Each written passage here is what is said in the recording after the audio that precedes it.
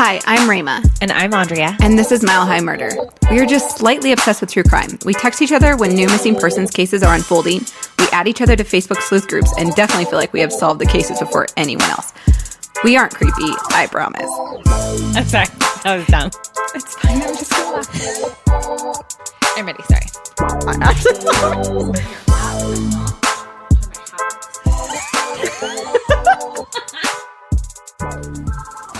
Okay. This is the murder of Oakey Al Kite Jr. So in May 2004, 53-year-old Oakey Albert Kite Jr. What year? 2004. Oh my gosh, you did. Okay. Okay. Hold on. Should we just start all over? Oh You do that better. Gosh. The like rewind thing that you do. Oh, you've done it better than that before. Da, da, da. In May 2004, Oh my gosh, I'm so sorry. 53-year-old Oakey Albert Kite Jr., who goes by the name Al, so that makes it a little bit easier on us. But though I think Oakey's a cool name. It is. Yeah. He was searching for a new tenant to rent his basement apartment in Aurora, Colorado. Al lived by himself in a townhome in Aurora, and he had a 2-story home that had an upstairs, a main floor, and a basement. And so he actually fixed the basement up to be a second living space just because he was like, I don't need that much space. And he wanted to have someone rent it out to help him with his mortgage. Smart guy, right? Yeah, totally. So he had a tenant living there, but that tenant had let him know that they were gonna vacate. So he listed the space in a local newspaper. I don't know what newspaper it was. It never mentioned it. Man, remember when you had to list in. things in newspapers? Yeah, right. I mean, this was only 2004. It wasn't that long ago, but Wait, what year was it? so Sorry, I'm listening now. no, you're good. So a man named Robert Cooper responded to the ad. When they met, Cooper said he had been relocated from the East Coast to the area and was working at a local Wells Fargo branch. On May 18th, Al's girlfriend, Linda, had come to the home while Cooper was there checking out the space. And she was in the bathroom, but she could hear Al telling Cooper, like, oh, my girlfriend wants to meet you.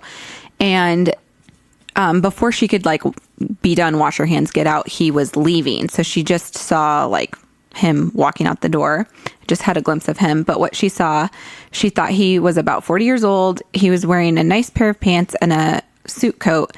He had dark wavy hair, and he was about 5'8", weighed around 180 pounds, which I don't know how someone guesses the weight, honestly. Gosh, I hope nobody ever guesses mine.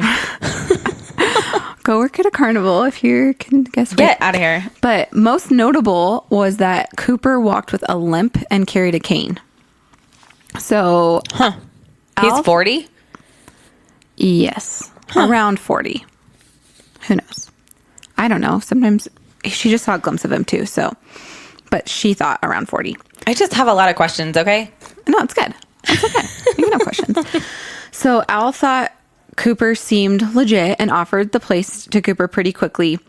Even Cooper was willing to pay a deposit and then like 1 month of rent before moving in. So they made everything official. He signed paperwork. He put in his social security number, his current address where he was staying with his sister. And he was staying there just while he was finding a place. Okay. And he paid the deposit and everything. So he made plans to move in. And at this time, he mentioned that he had this big chair that he wanted to move to the basement. So he asked Al if he'd help him move it when he was moving in. Just a random part of it. But Okay. A few days later, on May 22nd, Linda was leaving on a girls' trip. So Al drove her to Denver International Airport. Been there? Been there, done that. Dropped her off. And she called him when she landed, which was at 3:30 p.m. And Al told her that he had been downstairs fixing a pipe in the basement with one of his neighbors. So 2 days later, on Monday, May 24th, Al was absent from his job at Carter Douglas, which I don't really know exactly what it is, but it's an engineering consulting firm. I don't know what that means. Okay. In Denver. So he wasn't there, and they tried reaching him, but weren't able to. So they actually reached out to his sister, but she lived in Virginia. So she called the Aurora Police Department to do a welfare check on Al. Oh. Yeah. So Can you just like do those randomly? Yeah. I think if you have any concern that like something's going on, you can do a welfare check, which a lot of times if the police don't have any reason to think anything's going on, then it's just them knocking on the door. Oh, yeah. But I don't know why actually in this scenario they arrived and when he didn't answer the door, they entered. So I don't know what they need to be able to enter or if they're just kind of allowed to because, you know, so-and-so's concerned about you. So For sure. Nothing seemed off on the main or upper story of the house. It was when they went into the basement that they found Al's body, gagged, bound, tortured, and stabbed. Oh my gosh. Yeah. The evidence from the basement would suggest that Al was struck on the head from behind while walking down the stairs. It's assumed that Cooper used Al moving the big chair to catch him off guard. So I think like, hey. Gagged and bound, man. Yeah. Ugh. He was tied on his wrists and his feet. So, Al was tied up and tortured with several different knives that Cooper found in Al's own kitchen. Oh, gross. Yeah. His death has been described as cruel, prolonged, and terrible. So I'm not going to go into detail of what, but they do know there's evidence that he was just tortured and it ended in 22 stab wounds. Oh, Lord have mercy. So there was evidence that after Cooper killed Al, he spent the night in Al's bed. What? What a creep. Yeah. Cleaned the whole house with bleach, left the knives he used along with Al's car keys in the kitchen sink soaking in bleach. And then he also showered in Al's shower and poured bleach down the drain to cover his evidence. Oh my gosh. However, they actually were able to get a couple fingerprints and some DNA evidence. So, I don't know how much DNA evidence though. Cooper stole Al's blue and gray GMC pickup truck, and he also stole his debit card. And I think it was his girlfriend Linda who had said, so he got Al to give him his debit card code. Yeah, and I think Linda had said that he would have just like given it up, like he didn't need to torture him. That Al would have been like, take it, it's fine, take all my money, I don't care. You know, that was just kind of the type of guy that Al was. So. Aww. Yeah. He stopped at an ATM and took out $1,000, but left all the rest of the money, which Al had a lot more money in there. But you can't pull that much out of an ATM at once, can you? Oh, I don't know. I don't think you can. Well, like my bank has a limit. Maybe the point, because they didn't find this all out right away. Because let's see, this happened. They found evidence that he died that day, the 22nd. And he wasn't reported missing till the 24th. So he would have had time to go again, but he only did that multiple times? Yeah. He only did that one. Okay. Yeah. This showed investigators that the motive wasn't robbery. And they felt that the reason Cooper killed Al was purely for the sport of it. Like that he was an experienced serial killer. That's just from some of the stuff. So we'll go into more of what he did that kind of showed law enforcement that is what they were dealing with. So Cooper then abandoned the truck a few streets down from Al's house, and he left the ATM receipts on the seat to be found by investigators. So he was kind of playing with them, taunting them. Yeah. So when Bro, your face is on camera. What? Hold on. Oh, okay, sorry. Yeah. So when they found that ATM and pulled the pictures, the man was in a ski mask and was wearing gloves. So you can only see like the edge of his nose, which I can post that photo for you guys too. That's terrifying. Yeah, it actually is kind of. I feel like it is a little bit terrifying. So there's a couple interesting facts. Okay, I didn't warn you ahead of time. This is an unsolved case, and I know you hate these. I hate those. You hate these, but there's a couple interesting little like clues, I guess. Dude, that's crazy. I thought for sure you were going to wrap this up for me. I'm sorry. So you're so rude. The cell phone that was used on the application for to rent out the space the investigators found that it was a burner phone that was purchased near the University of Colorado Medical School. Okay. In Denver. And they also found that the social security number was linked to a woman. So that was fake. Ugh, the turd. name obviously was fake. So though I call him Cooper in this, his name is not Robert Cooper. So I was like, but he gave the name. yeah, no, he was smarter than that. I'm not a good criminal. So when investigators tracked Al's, he also stole Al's phone. So they couldn't find Al's phone. When they tracked Al's phone, they found it had recently been used. They tracked it to the 5 Points area in Denver, which at the time, it's like a cool spot now. But at the time it was, they've like redone it. It was an area that transients spent their time. And so Oh, gosh. it is thought that he figured he knew that. And so I don't know if he gave it to a transient, just left it somewhere knowing like Right. a transient would probably pick it up. But he kind of like that's got smart. the investigators to get off track by leaving Yeah. the burner phone and Al's phone there. And so they were like trying to track it. And then I was like, oh, these random people are using it. So during the investigation, they learned that the man who called himself Robert Cooper reached out to several people looking for tenants. Several people that were looking for tenants, and each person described him differently. What? Some said he had a limp, some said he had an accent, and some said he barely spoke. So they like thought he like didn't have an accent, but they were like, I don't Holy remember. crap. One woman in particular was creeped out by him and was like, no way am I having this guy live with me. So she just had this like sense of him, bad sense, like he wasn't a good guy, which he wasn't. And that could have saved her life because she No could have kidding. been his victim. And it also shows too, he didn't have, like, he went, obviously Al's a man and he had tried to become a tenant for women as well. And that Al was just the one he chose because Al was okay with him living there. So he didn't have like a preference between it being a man or a woman. So here's another thing, that he just seemed like a really experienced killer. And this is another reason why. Oh. When they traced all the calls made to these homeowners using that burner phone, they were pinged on multiple different cell phone towers, showing that on purpose he was in different locations trying to throw it off. when he called them. So they weren't really able to like pin him down to one area. Weird. Yeah. And then also linking back again to the University of Colorado, some of the apartments that he visited were only posted in an ad at the University of Colorado. So that was two things linking him back to that. Creepy. Yeah, super creepy.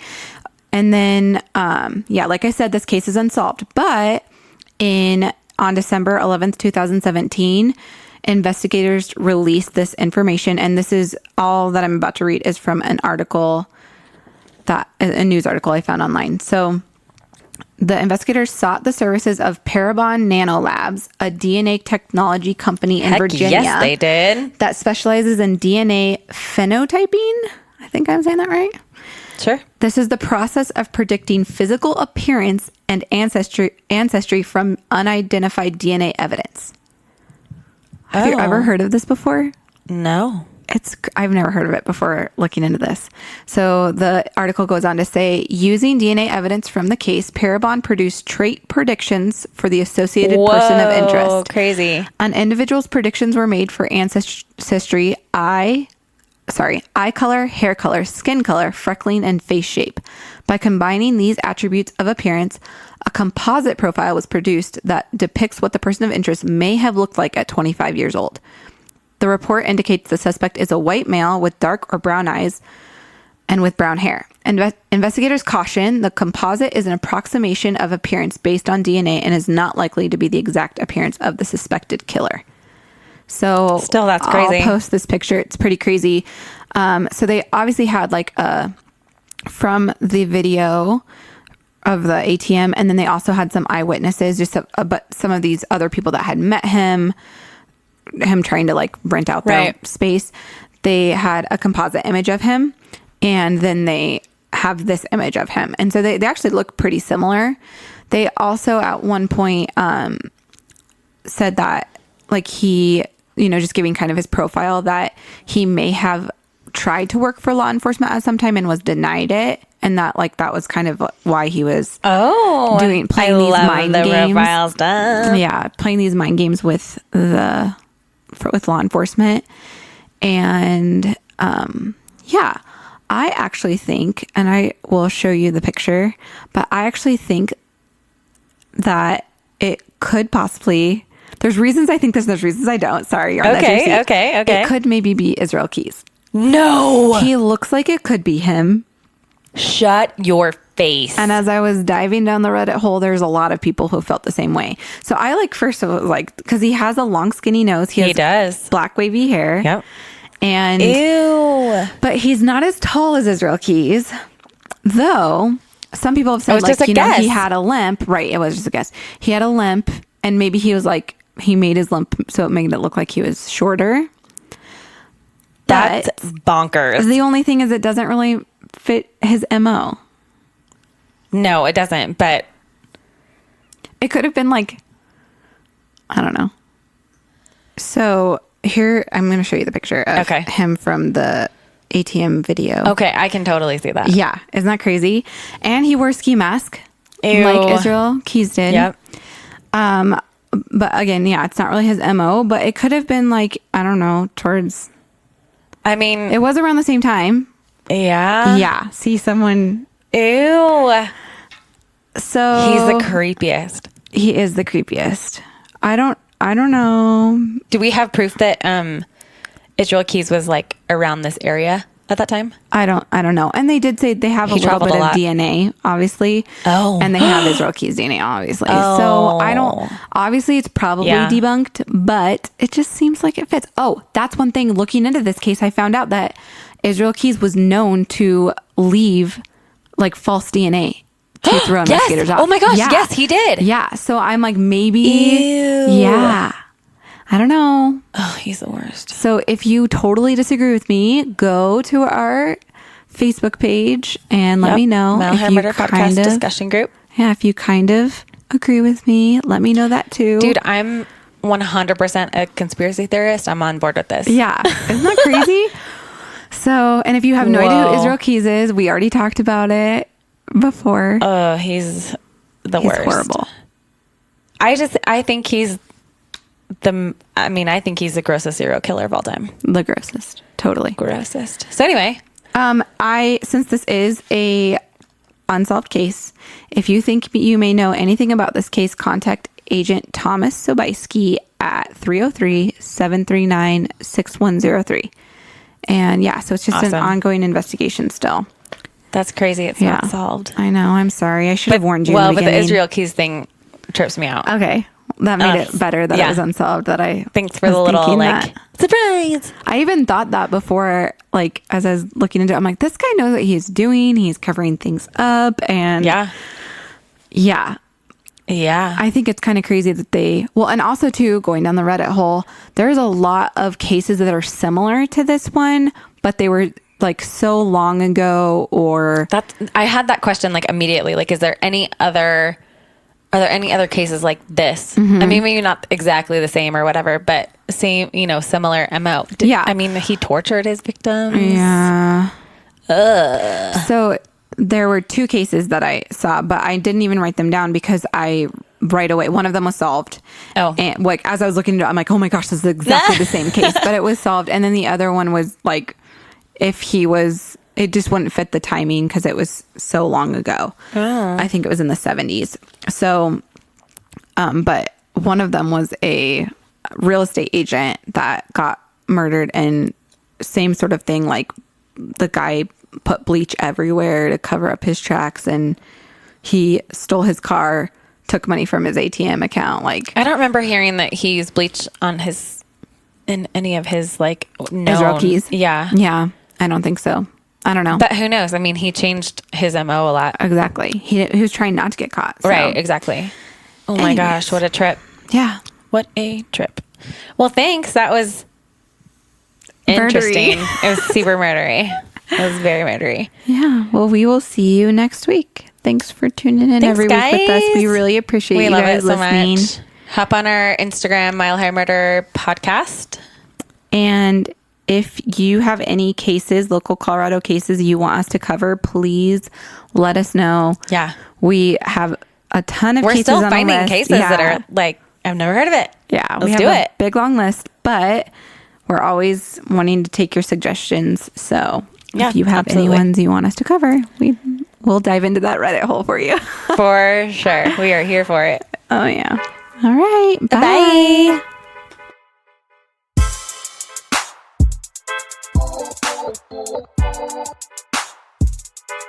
Bye.